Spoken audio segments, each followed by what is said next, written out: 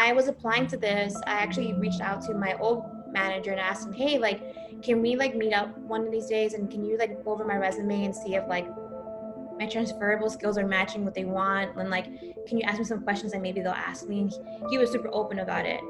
But I think if it wasn't for that internship and having that job and learning about transferable skills, I mean, I probably would have been clueless. Because again, I mean, I was surprised they called me back for an interview because I was like, yo, I did not expect this.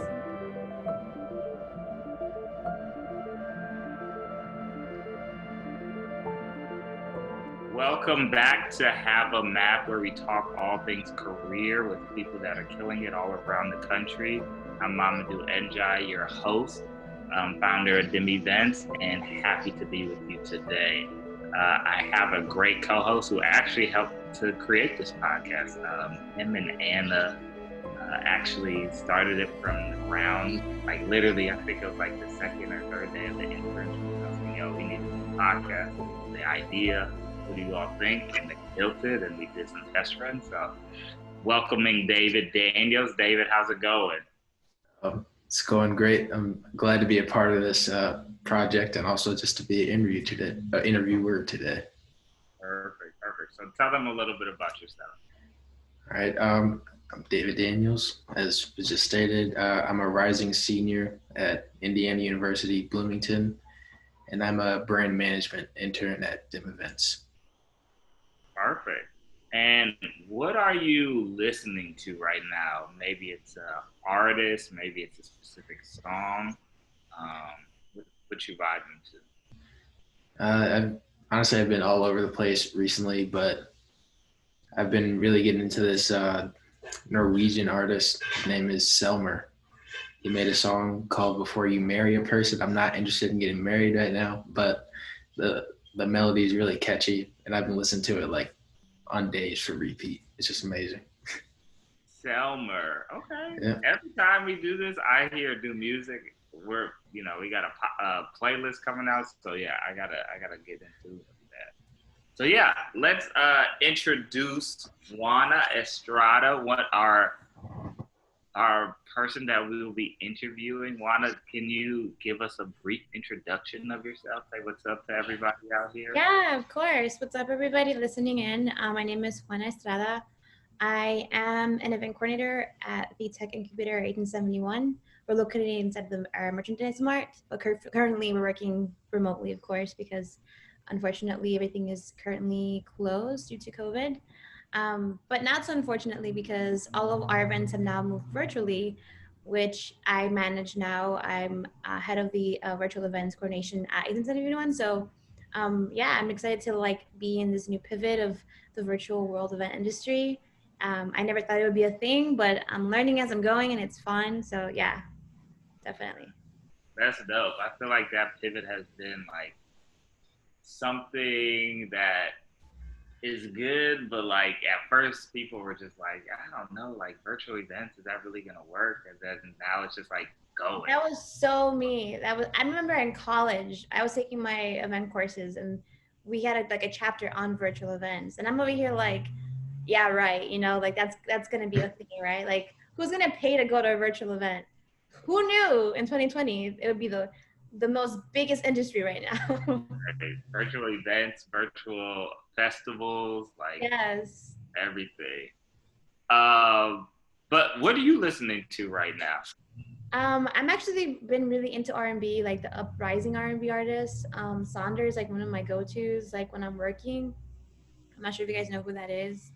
But he has a really like, his flow is very like, I call it like early 2013, like when Drake and The Weeknd were coming out, kind of feels.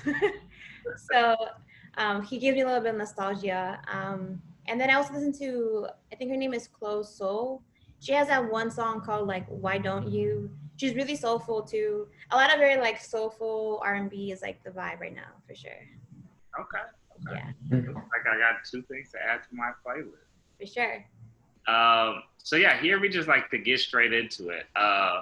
My first question, and this is always my question, is what is your impact on the world? It's a loaded question, right?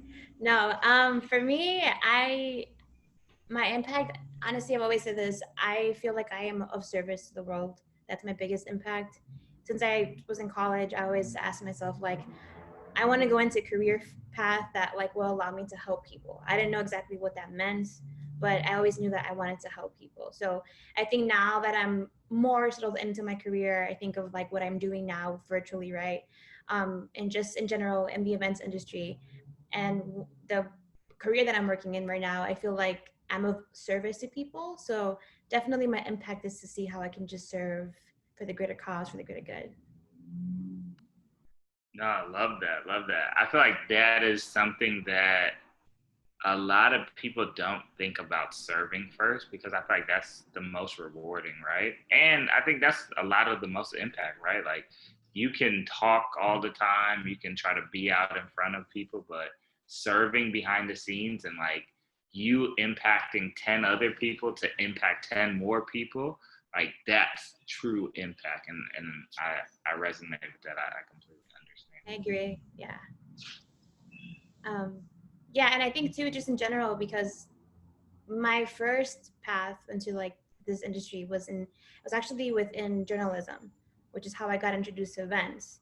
And even then, when I was doing journalism, I remember being like, I want to be to use my platform to uplift voices that are not being showcased in the media, right? To tell stories that don't reflect the same narrative of like violence and of like minorities and what have you. Like I want to uplift these stories that are meaningful to our communities, but also, are shifting that narrative that people usually think of. But then I was like, I don't know so much about journalism for myself, but I always knew like I want to be of service somehow.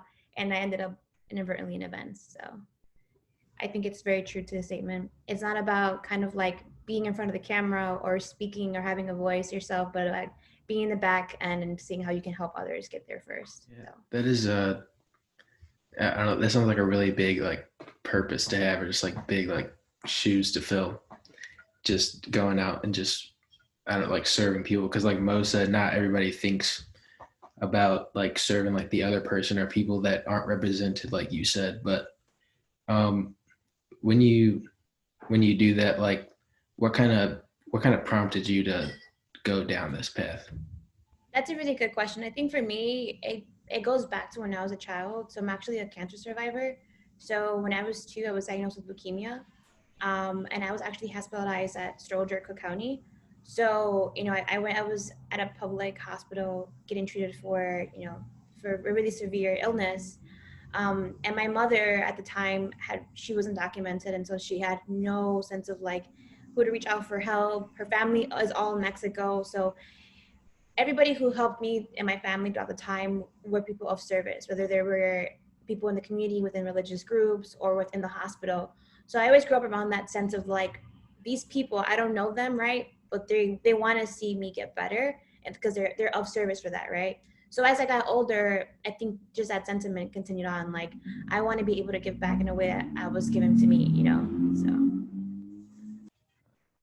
Yeah, that's very understandable. Like there's like a quote that says like we get by on like the kindness of strangers. Like sometimes like you never really know who's looking out for you. So that kind of like when you're talking about your growth, that kind of prompts me to the next question, which is what was your path after high school like? So like when you got to high school, did you have this same mentality, like sort of like I still want to help people, or were you thinking you wanted to go a different direction in your career? yeah, that's a really good question because I did want to go on different paths in my career. I actually took a pause mid into my college career because after high school, entering college, I was set on like I'm going to be a journalist. Like I was going so I went to DePaul, so I was set on going to DePaul and majoring in journalism. But halfway through the process, I realized that it wasn't really going to align with a lot of like. I mean, at the time, I really didn't really know myself and like what I wanted for the future, but I just knew that something didn't really fit right to like my own personal goals and gains. So I decided like I don't want to continue going to school and not knowing what I'm doing because I hate doing things without a purpose, which goes back to my point of serving, right? So I was like, I'm gonna take a break. And during that time, I got really into fashion. I got really into blogging because I was doing that already in school. And I was really into like the idea of like becoming like a lifestyle bloggist or getting into the fashion industry. I was doing like some gigs with like styling. So like things like that were interesting me, right? But it didn't fulfill me in the same purpose sense where I was like, I don't feel like I'm giving any type of service other than just like, taking photos and going like events. Like that wasn't really fulfilling for me. So I went back maybe like 6 months later, and actually that's when I met Mo, and I had one of my first events that both were involving kind of like the event industry, but in fashion, but we also were donating back to a cause. And I'm like, so that I want to keep doing things like that, where I can mix my passions with the actual act of serving someone, right? So I hope that answered your question. That was a great answer. Answered Do you everything. remember that, Mo?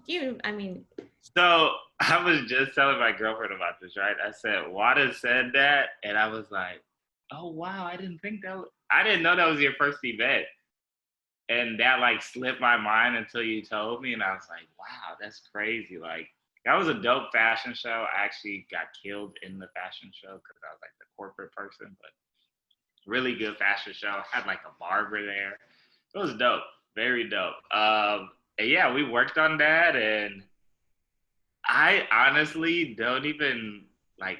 I mentally don't know where I was at that point. I think I was just kind of getting the internship program started because I know one of the interns was there working the front door, and then I think I had another intern there as well. But that was like the beginning of this program. So to see yeah, how things have grown for not absolutely. only us but for you is amazing. Yeah, no, absolutely. I mean, even after that event, like, I think even people took me a little bit more serious too when they were like, I want to go into events. Because they were like, oh, wow, like, you actually were part of this. And I'm like, yeah, like, I really enjoyed doing this stuff. And I think what made it even better was the fact that we were able to find an organization to like provide and donate money to, which was like the best part. Where I was like it felt good to say that we did all of this amazing work to give back, right? So it wasn't just done all in vain. And we had amazing artists there. We had a barber there. The whole lineup of the show was really cool. Like it was a really good event. So after that, it's when I was like, yeah, I want to get into this industry somehow. But And to talk about paying it forward, right? Like because we did that event, I actually started to collaborate with I forgot the name of the do you remember the name of the non for profit?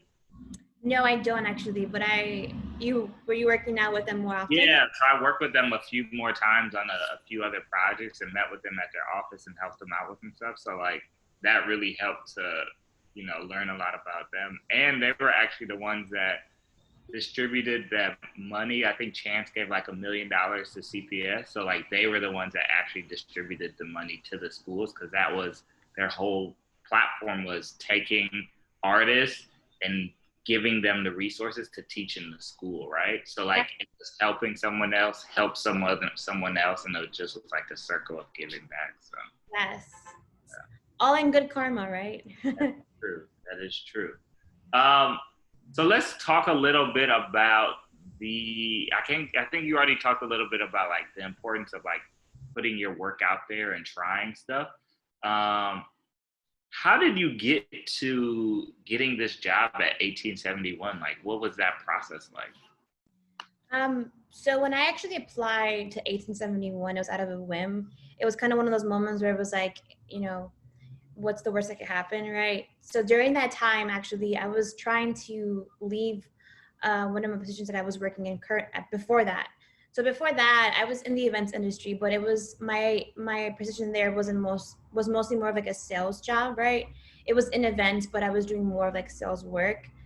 And just like personally, I just felt like it wasn't aligning with like what I wanted to do. Like I kind of just felt like very much like drained by the end of the day. Like I didn't feel like again, back to my point, like I didn't feel like I was working with a purpose. Like I was just waking up, going to work, coming home.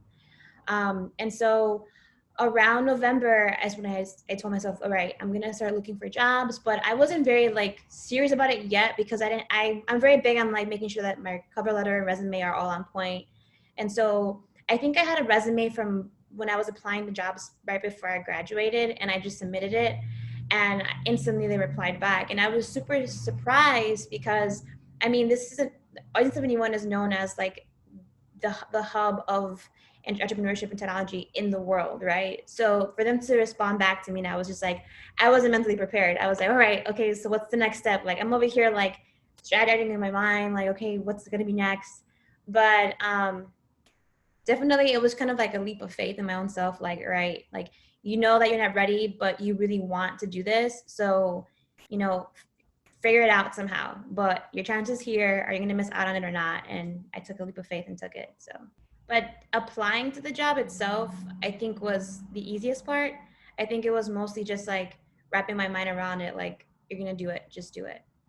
And a big part of that too was also like connecting with like professors from my past and asking them like, hey, okay, I'm trying to transition to another career path or another place, like, how do I go about that? Because I was only 8 months into my other job. So I had graduated college in June of 2019. I got my job for that I had in April before I graduated. So I've been working there for 8 months, and then 8 months later I'm like, I don't want to do this anymore. And I was scared because I was like, will it look bad on my resume? Like, will it look like, you know, like I'm not consistent? But I tapped into my network and I asked some questions to people who were in the industry, and they were just like, no, like that happens often. Like, you're going to find a job that you're not going to like, and then you're going to try to figure out like, okay, what's my next step? So that was my path. No, definitely. One thing you touched on, well, there's a few things that you touched on that I wanted to bring back up, but utilizing your resources, your network, your professors, right? That's something that like I had no recollection of because I just like go to class, leave, try to get good grades, and graduate, right? So, how diligent were you in that when you started to go to college and really like meeting professors and building relationships with them? For me, it was really mostly about like trying to connect with the professors that I felt like um, I connected with the most during class. Like, if I was in a classroom, right, and I felt really engaged with like the class itself and the work, and if I knew that this professor was really well versed in the topic that I wanted to learn more about, I was always the kind of person that like, I'm very much like, if I want to get to know you, I'm going to network with you really quickly. But I mean, I'm not doing that all the time, like with every class. I think it had to be with like, if I took a course that I felt like this was impactful to my career path or my own personal growth, then I was going to take it. When you're a freshman and a sophomore, it's really hard to kind of like go up to somebody and ask for help, or even to ask for a mentor. I didn't know how to ask for that until like I was probably a senior and I was already graduating. But I did have a professor in my senior year who, you know, I recognized right away, like, if I connect with them outside of school, like, this would be a good person to talk to about like my career path. And that was Professor Mendez, who he's, I think now he's the director of events or hospitality at the Paul, but he's like really well connected and really well versed. And he was the one that was like, you know what, like, in events, you're going to have those moments when you're going to realize, all right, because there's so many paths within events, right? People think of events as like wedding planning or party planning, but there's like business events where you go into conference and meetings, and then there's like trade shows planning. Like, they're all different industries within events.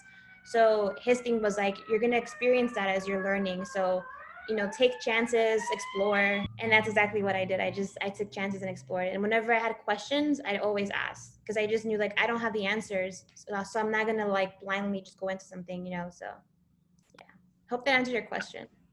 No, that's perfect. I think we underestimate how willing professors are to connect with us because classrooms are, DePaul is a good classroom size. Obviously, as the DePaul alumni knows, like 30, 40 people, but I think we just forget, like, or we're just scared, or we don't want to build the relationship. And I think that's something that I think we got to look deeper into. Moving forward with that, how integral were the people or your network when going into the interview process, right?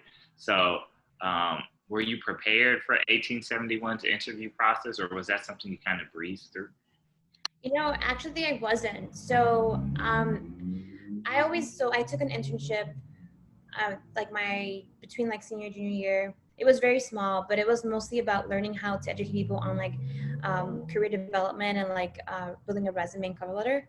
When it was through the Career Center, and through that I learned that kind of the idea of like, if you have a job, like a dream job in mind, it's not so much about like qualifying to all of their criterias, right, or having all the expertise, but learning how to like transfer your transferable skills over into your resume and your interview process. And really what that means is like, for instance, I gave the example like for me, right, I have a lot of experience in customer service because I used to work in retail like for 5+ years. So I know how to talk to people. I know how to troubleshoot on the spot. I know how to manage groups. So with that same mentality, it's like maybe I don't have experience in events, but I have the skill sets to work in the events industry because I have the background of like customer service and like working with teams and whatnot. So learning that, right, opened up my mind to the reality that like it doesn't matter if I don't have like the exact criterias, but if I have the skill sets, they're gonna want to hire you because they're gonna be like, okay, well, we can train you. Because anybody is trainable, right? For softwares, whatever. But it's like if you have the skill sets, then you'll be fine. So when I was applying to this, I actually reached out to my old manager and asked him, hey, like, can we like meet up one of these days and can you like go over my resume and see if like my transferable skills are matching what they want, and like can you ask me some questions that maybe they'll ask me? And he was super open about it. But I think if it wasn't for that internship and having that job and learning about transferable skills, I mean, I probably would have been clueless. Because again, I mean, I was surprised they called me back for an interview because I was like, yo, I did not expect this. So That is like really like cool because like you said, like you weren't like mentally prepared for them to say yes. Cause like we're just as a question, like were you prepared for them to say no, or was it like I don't know what they're gonna tell me?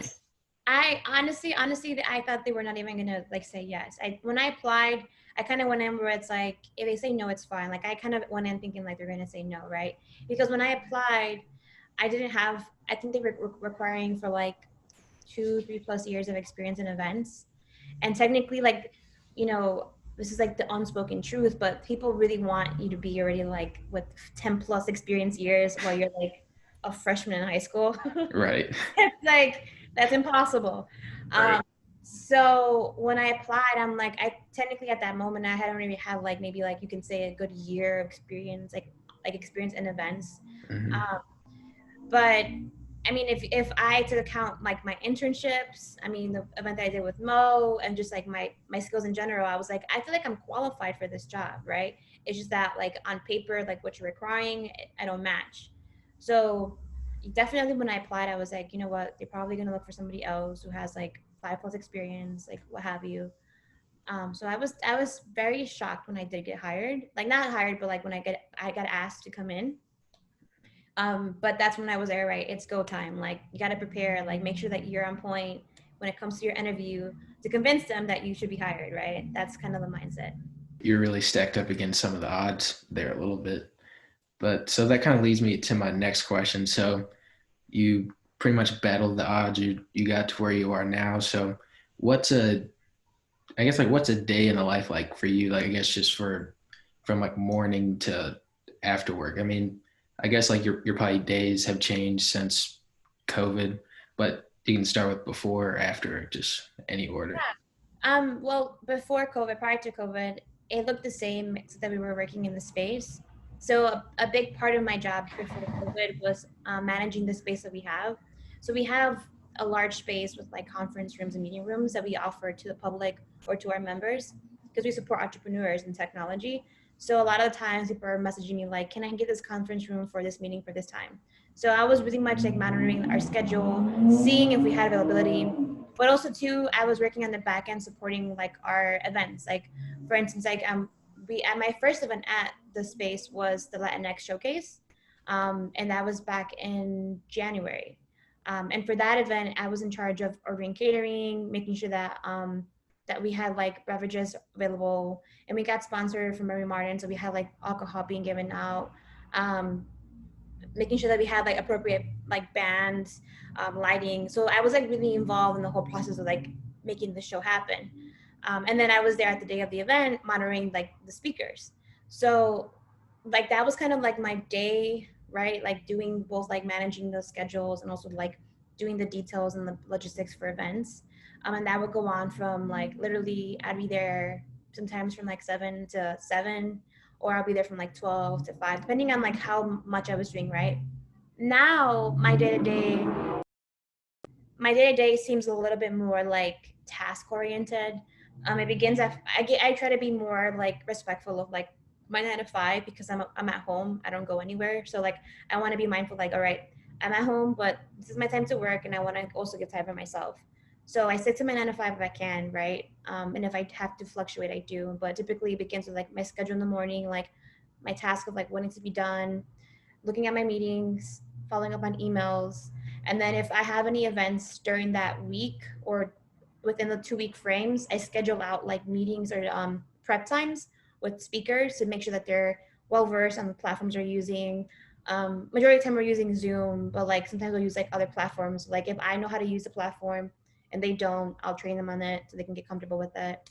A lot of research has been done. So a lot of time of my time is doing research, like how to troubleshoot X, Y, and Z, right? Because I have no background in tech. So literally I'm learning as I'm going.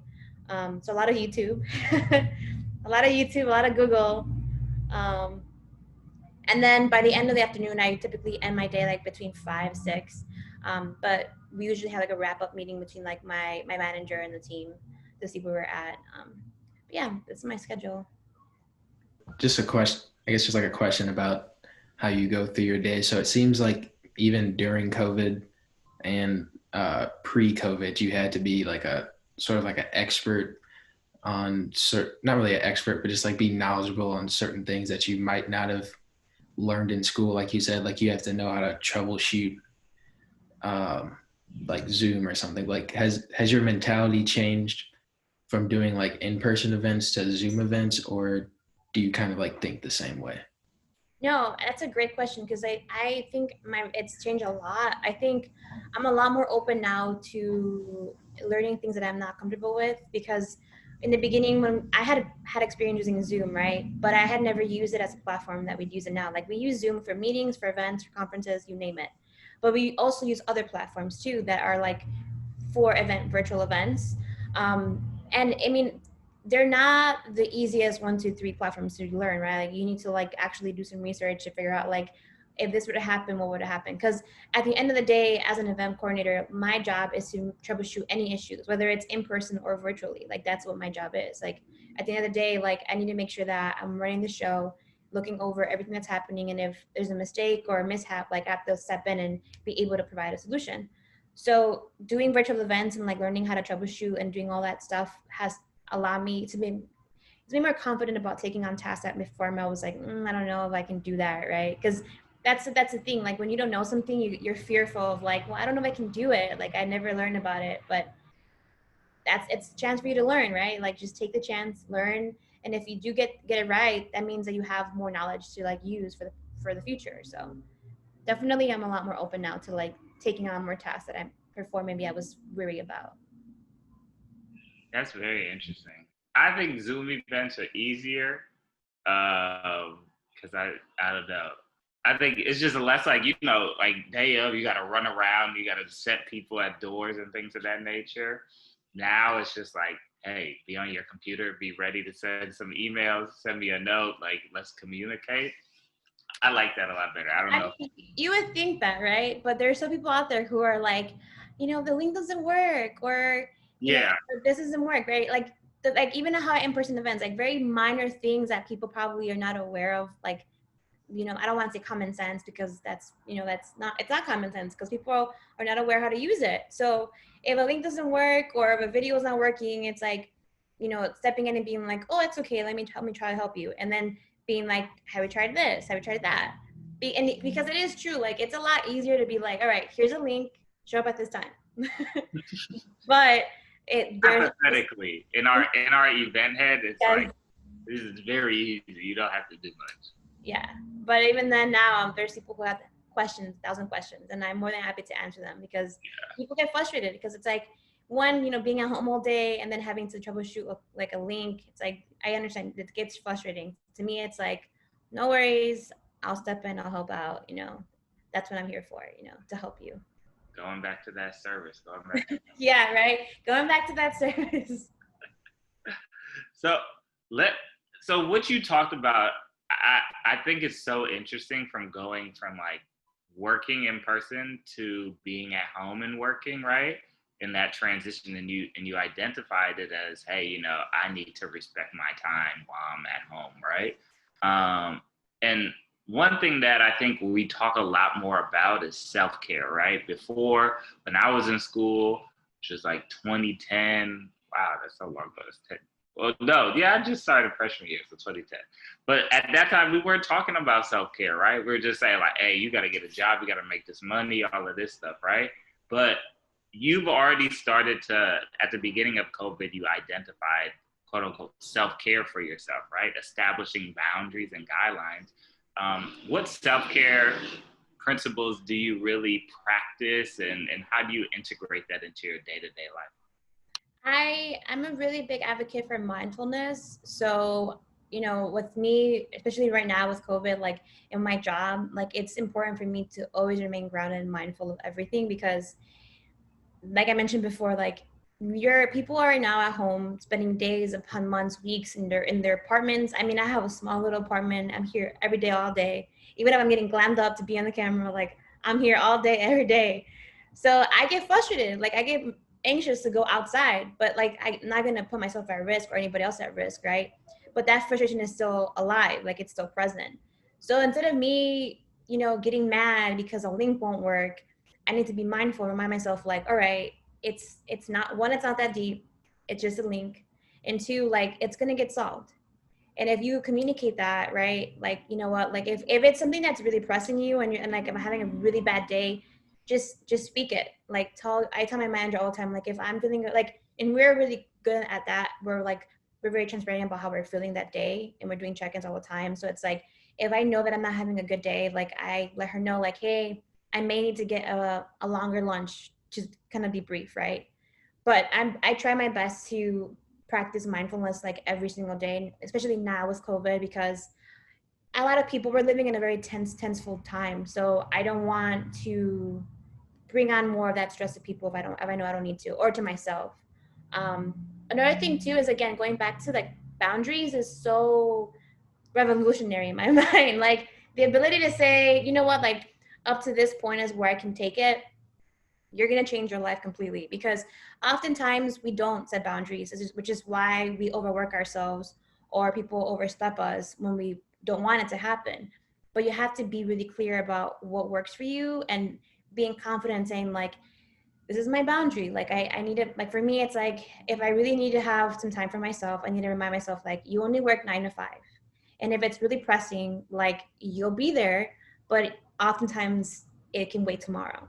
Like you're going to be here tomorrow, it can wait for tomorrow. And setting that boundary is important because I mean, I was that kind of person that always, I would be like out with families and checking my email, or like I would be like, you know, I would be at the bar and checking my email. Like, girl, what are you doing? Like, you're not there. Like, this is not work time. Like there's a time for that and time for this, right? Like, be present or be mindful, right? Yeah. So yeah, definitely, those are my two key things in trying to stay sane during these times.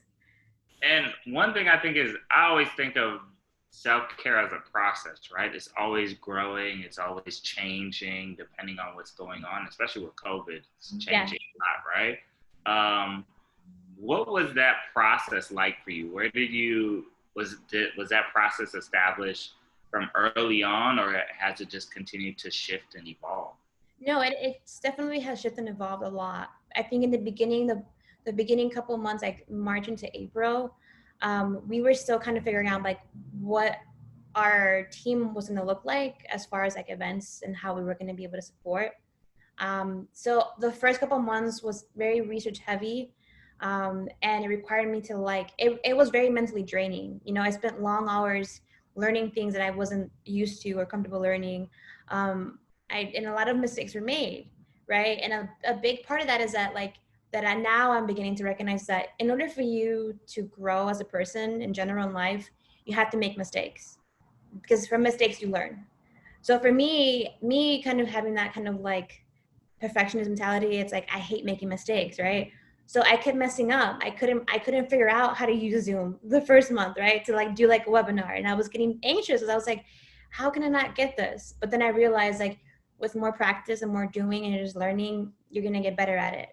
So now, like looking into like we're 6-7 months into this whole process, like I do feel a lot more comfortable with saying like, okay, like I need this time to research, but I also need this time to like release my mind, not be so overwhelmed. I'm a lot more vocal about how I'm feeling and what I need to do.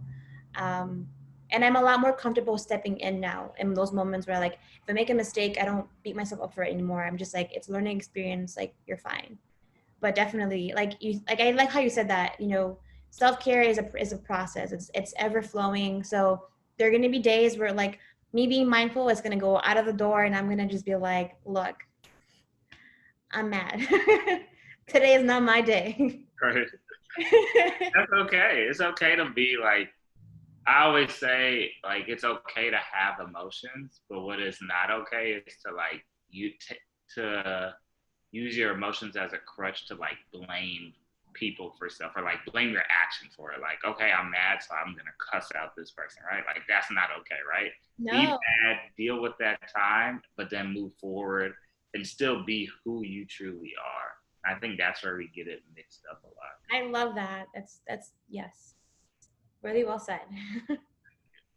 Um, so let's talk about any current projects that you can talk about. I know I've seen a few of your Instagram pages, some events that you might be doing on the solo side, but anything you want Yeah. So actually, I now that I'm getting more comfortable with events virtually.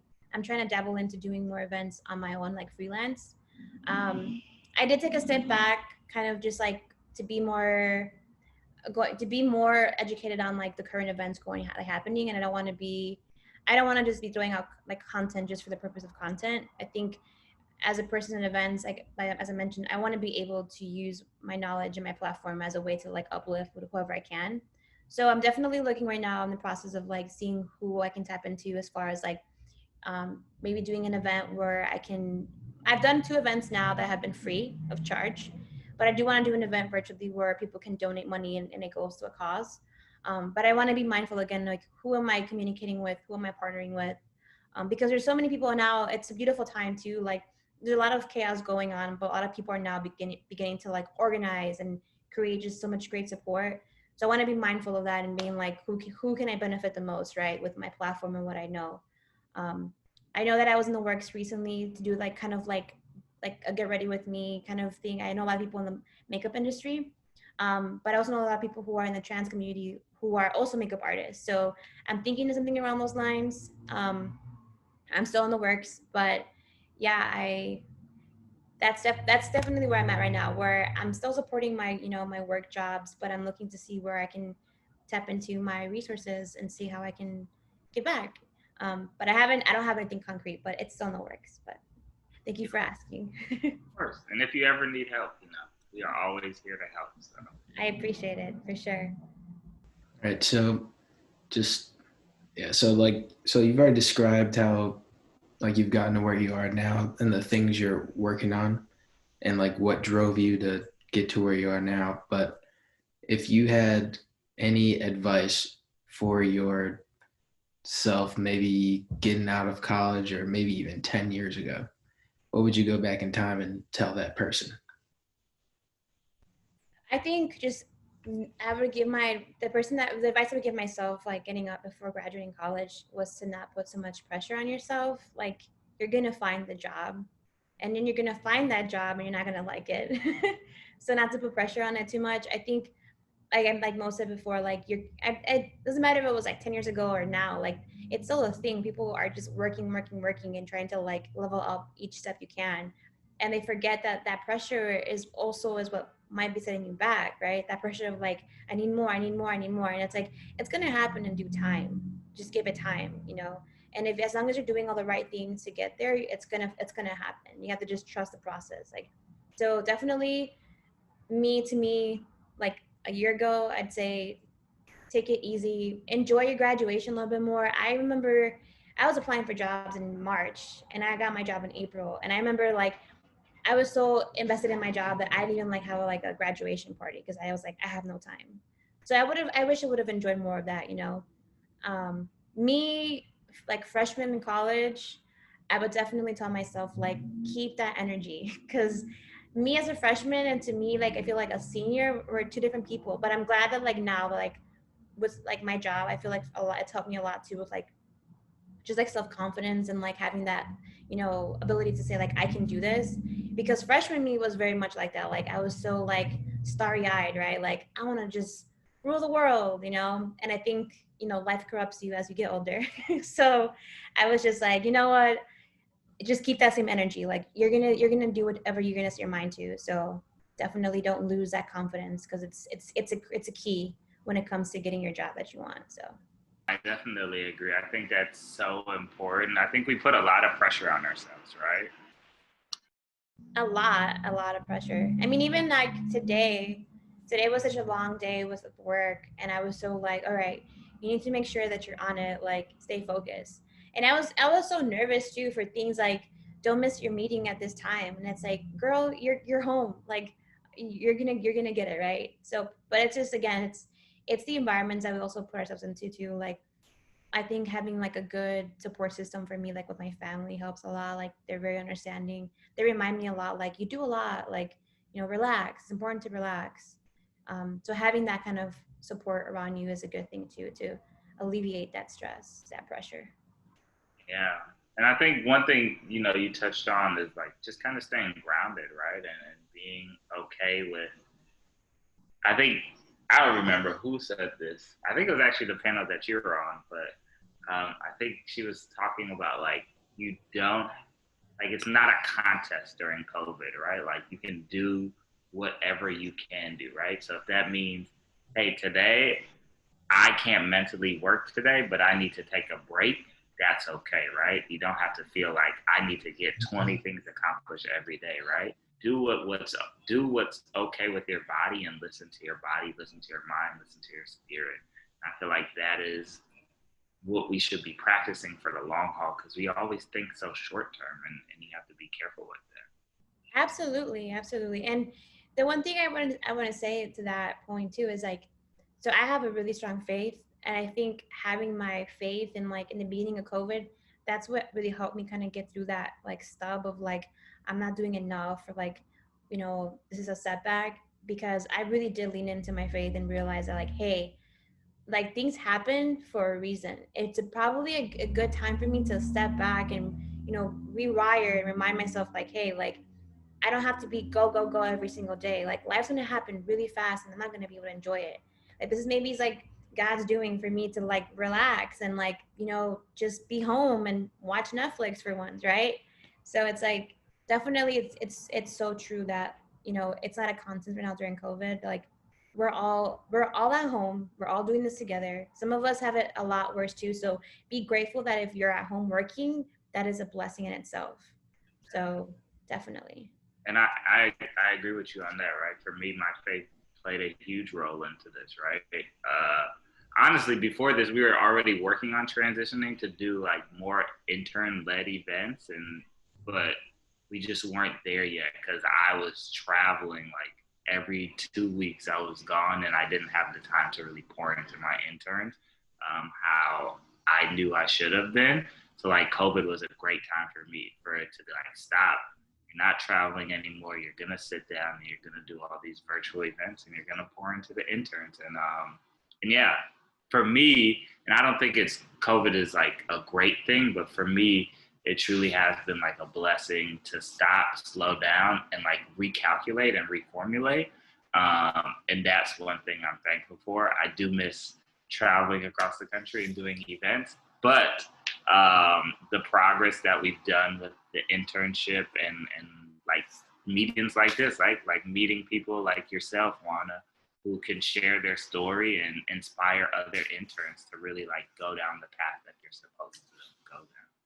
Yeah, absolutely. And yeah, and with that process, like all your interns who are part of your program and who are probably going to listen to this, like again, trust that process. I think that's the biggest thing, you know, for me, even when I was in college, going back to my point, like it's that go go mentality where it's like I need to have the next photo shoot, I need to have the next event, I need to be on this page or blah blah blah. And it's like, no, like you need to really trust the process, because things will happen for you that you even could not imagine if you just keep all yourself aligned to your goals, right?